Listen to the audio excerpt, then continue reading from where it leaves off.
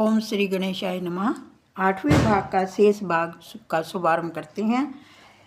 किसी गुजराती युवा से 2 सेर दूध पीने को कहा जाएगा तो वह कहेगा नहीं नहीं, इतना दूध मैं किस तरह पी सकता हूँ, मेरे पेट में गड़बड़ी हो जाएगी। जो 2 सेर दूध नहीं पी सकता वह देश सेवा कैसे करेगा। श्री राधे राधे। बलवान बनो, शक्तिहीन पुरुष आत्मा को प्राप्त नहीं कर सकता। नरसिंह भगवान भी गुरु गुरु का उच्चारण करते थे। यही बताता है कि गुरु के बिना भगवान के दर्शन शक्य नहीं है। हर प्रकार की साधना की जाए, विवेक वैराग्य भी हो, सठ संपत्ति आदि भी हो, किंतु जब तक किसी संत की गुरु की कृपा नहीं होती तब तक मन शुद्ध नहीं हो पाता और भगवान की प्राप्ति भी नहीं हो पाती। मनुष्य चाहे जितनी साधन करे, किंतु संत की कृपा होने पर ही मन हमेशा के लिए शुद्ध हो सकता है। मन तो बड़े बड़े साधुओं को विस्ताता है, वह बड़ा ही चंचल है, इसलिए मन शुद्धि के बिना ईश्वर का साक्षात्कार नहीं हो सकता। मल, विक्षेप, आवरण आदि से मन कलुषित और मलिन होता है। श्री राधे राधे। जिस प्रकार मलिन या चंचल जल में प्रतिबिंब दिखाई नहीं देता, उसी प्रकार मलिन, चंचल और आवरण युक्त मन में परमात्मा का प्रतिबिंब दिखाई नहीं देता। श्री राधे राधे। अतः किसी संत का आश्रय लो, किसी गुरु की शरण में जाओ।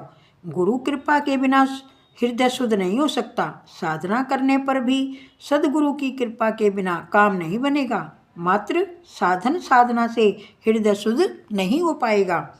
नरसिंह स्वामी ने गुरु शब्द का उच्चारण करके जगत को बताया है कि सदगुरु की कृपा के बिना उनका साक्षात्कार नहीं हो सकता। श्री राधे राधे। नामदेव को भी गुरु के बिना ज्ञान नहीं हो पाया था। आजकल के लोग पुस्तक पढ़कर ज्ञानी बन जाते हैं।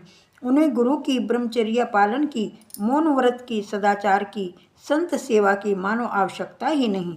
बिस्तर में लेटकर पुस्तक पढ़कर ज्ञानी बन जाते हैं। एक बार महाराष्ट्र में संतों की एक मंडली सी बन गई। भक्त मंडली के संतों की परीक्षा करने के लिए मुक्ताबाई ने गोरा कुम्हार से कहा। नामदेव को अभिमान था कि वह भगवान का प्यारा है, वे उससे बातें भी करते हैं। गोरा कुम्हार सभी के सिर पर एक एक चपत लगाकर परीक्षा करने लगा। उसने नामदेव के मस्तक पर भी एक चपत लगाई। ऊपर से नामदेव ने कहा कुछ भी नहीं, किंतु उनका मुंह फूल गया। उन्होंने अभिमानवश सोचा कि कहीं मिट्टी के बर्तन की भांति मेरी परीक्षा हो सकती है क्या। श्री राधे राधे। अन्य भक्तों के चेहरे के भाव अपरिवर्तित रहे। गोरा कुम्हार ने अपना निर्णय सुनाया। सभी के भांडे मस्तक पक्के हैं, किंतु इस नामदेव का मस्तक कच्चा है। यह सुनकर नामदेव बोले, तुम्हारा सिर ही कच्चा है, तुम्हें शिक्षा की आवश्यकता है। श्री राधे राधे। नामदेव ने विट्ठल महाराज जी के पास जाकर यह सारी घटना सुनाई। विट्ठल नाथ जी ने कहा, नामदेव, यदि मुक्ताबाई और गोरा कुम्हार कहते हैं कि तेरा सिर कच्चा है तो अवश्य तू कच्चा ही होगा। नामदेव, तुझे अभी तक सर्वव्यापक ब्रह्म के स्वरूप का अनुभव नहीं हुआ है।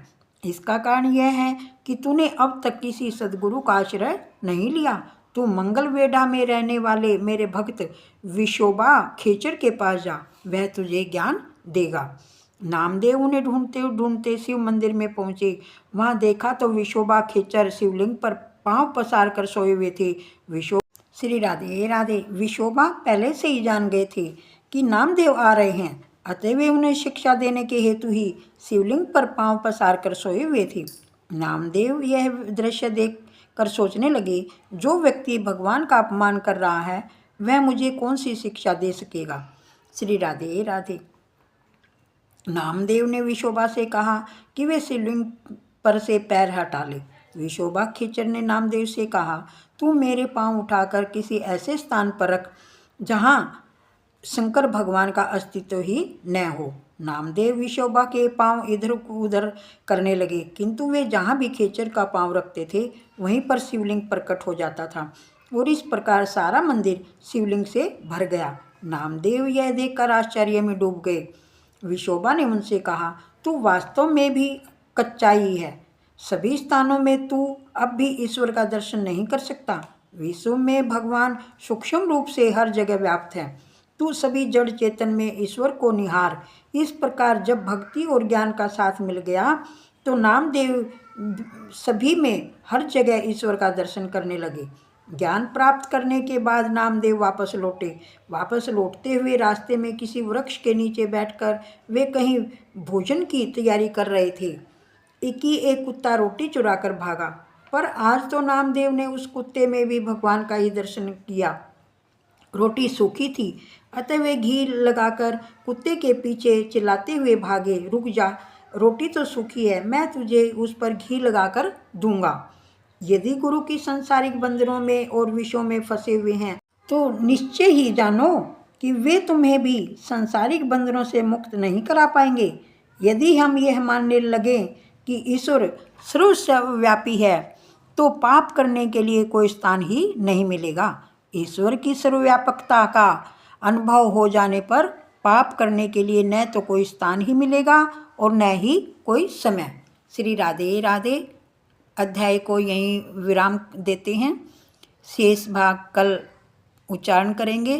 श्रीमन नारायणी नारायणी हरि हरि, भज मन नारायणी नारायणी हरि हरि। तेरी लीला सबसे नारी नारी।